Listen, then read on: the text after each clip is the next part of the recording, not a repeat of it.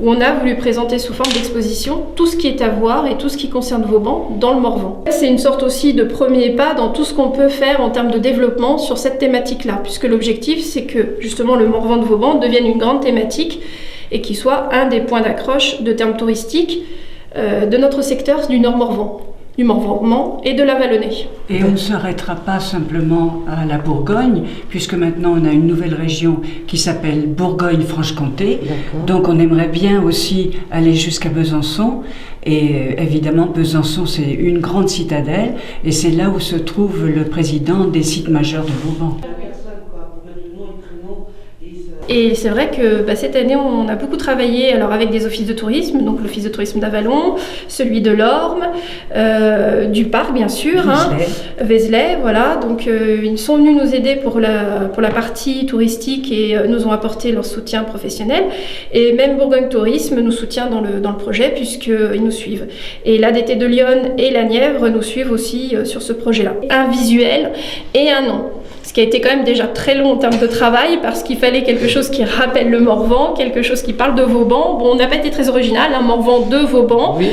Mais après, par contre, c'est sur le visuel, on voulait que ce soit quelque chose qui soit très symbolique. Et effectivement, on a fait appel à Arnaud Donnet, qui est un descendant de Vauban et qui est un fidèle de notre musée. Et on le remercie énormément. Et qui a accepté de nous faire ce visuel qui est vraiment révélateur du Morvan. On a mis d'un certain côté, on a mis le Saint-Léger-Vauban ensemble avec les sites de Lyon, donc c'est-à-dire Pierre-Pertuis et Vézelay, et de l'autre côté, on a mis tout ce qui concerne la Nièvre.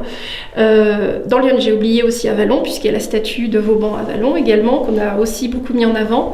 Et puis au niveau de la Nièvre, essentiellement Bazoches, mais on a aussi présenté toutes les seigneuries et les châteaux qui sont encore présents aujourd'hui, qu'on peut, alors pour certains visiter, d'autres seulement apercevoir, parce que c'est là aussi la particularité de Vauban, c'est qu'il y a encore beaucoup de châteaux qui sont des propriétés privées. Moi personnellement, je ne me vois pas comme historienne, je n'ai pas la formation, donc c'est vraiment, je passe plutôt sur une idée d'enquête, parce que c'est vraiment l'état d'esprit, c'est vraiment d'aller chercher les informations et vérifier si ce qu'on dit d'une certaine façon correspond à la vérité ou pas. Je vous donne un exemple, c'est que on s'aperçoit que Vauban a rencontré le prince de Condé au château de Vésigneux. Eh bien certains disent que c'est le père de Vauban qui lui a fait rencontrer le prince de Condé, d'autres disent que c'est l'oncle. Et d'autres disent que c'est carrément le prêtre de Saint-Léger-Vauban qui a fait rencontrer Vauban avec le prince de Condé. Qui a raison? Pour l'instant, pour nous c'est l'oncle.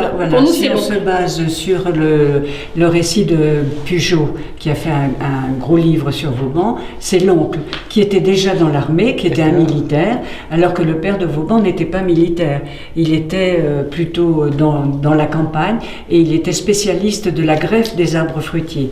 D'ailleurs, il est resté renommé, puisqu'on garde toujours à l'oreille, et puis on en parle maintenant, de la poire Vauban ou de la pomme Vauban, parce qu'il pouvait greffer les arbres fruitiers dans toutes les seigneuries des alentours. Et on l'appelait parce qu'il était un bon dans son métier. D'accord. Alors que l'oncle était un militaire. Et ce serait plutôt l'oncle qui l'aurait présenté à Condé, à Vésigneux.